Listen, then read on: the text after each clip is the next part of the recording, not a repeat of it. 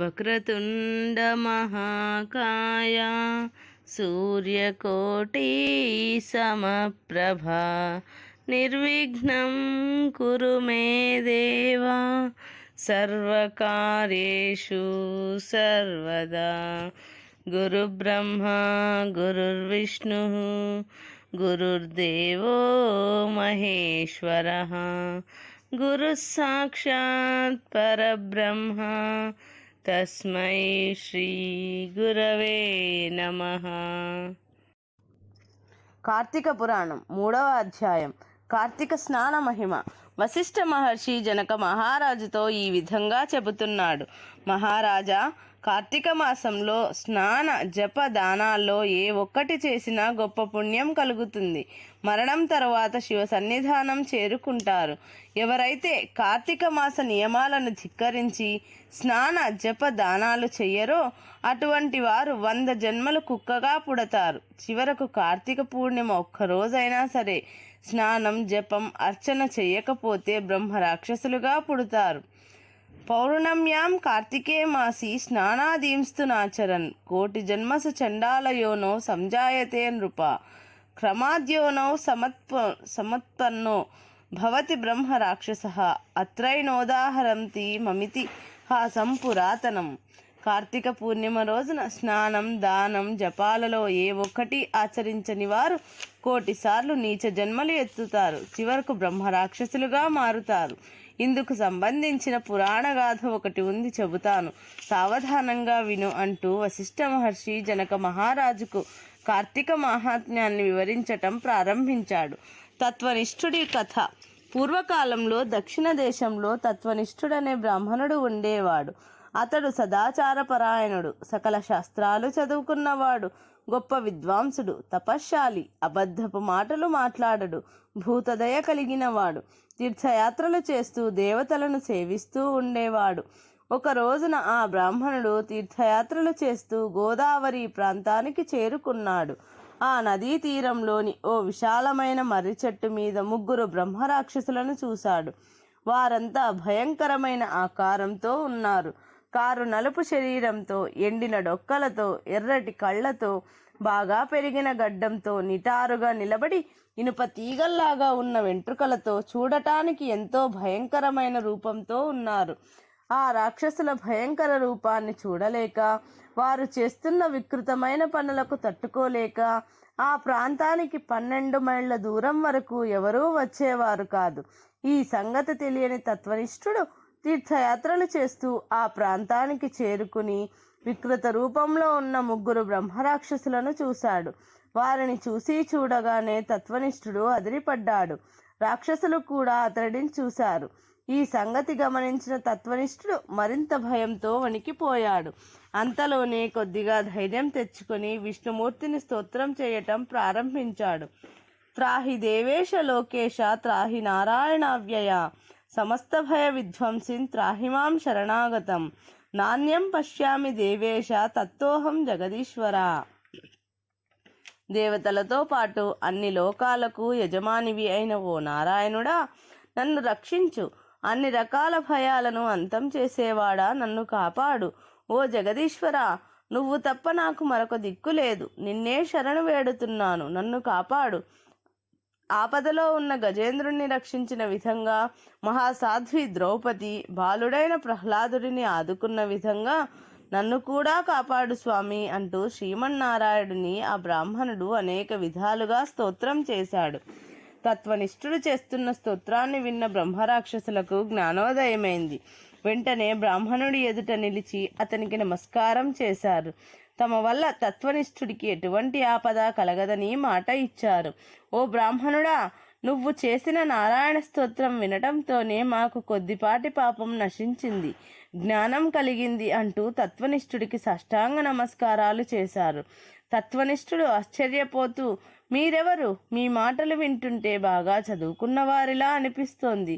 మీకు ఈ వికృత రూపాలు ఎలా వచ్చాయి అంటూ వారిని ప్రశ్నించాడు. అందుకు బ్రహ్మరాక్షసులు సమాధానం చెప్పటం ప్రారంభించారు.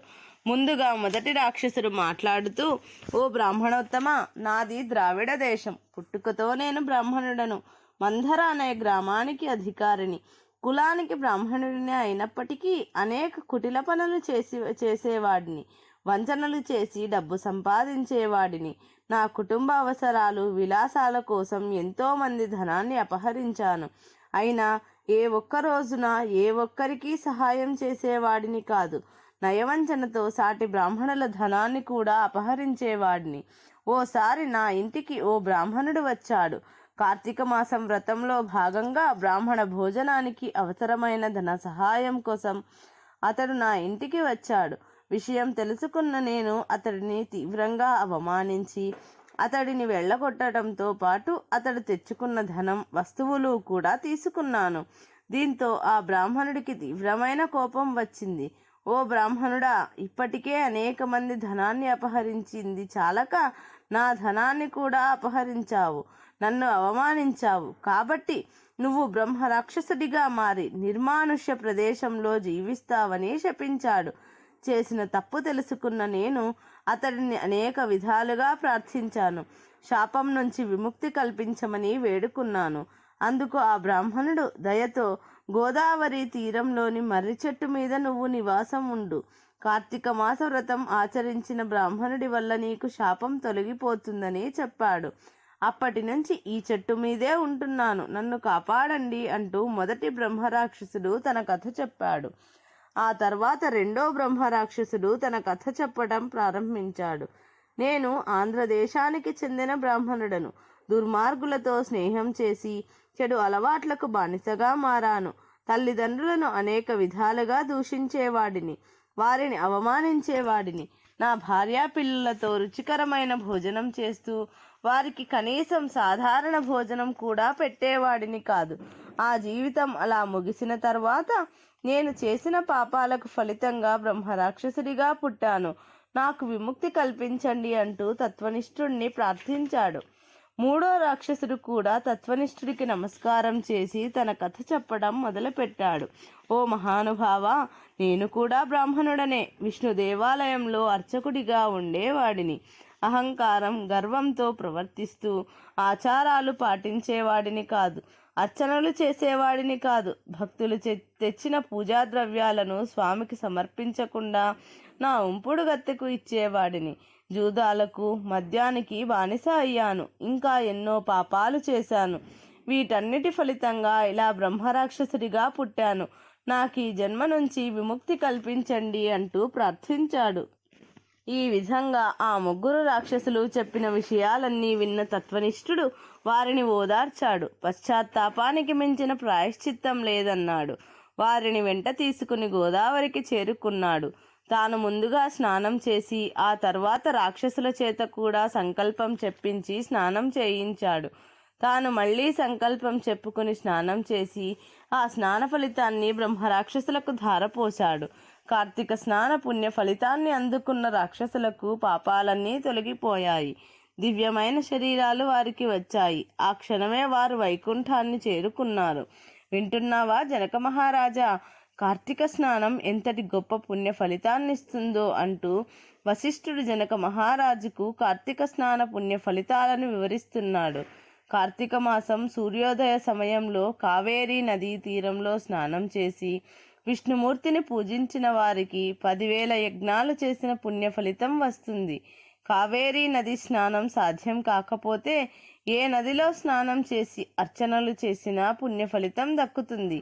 ఎవరైతే కార్తీక స్నానం చెయ్యరో వారు 10 నీచ జన్మలు ఎత్తుతారు.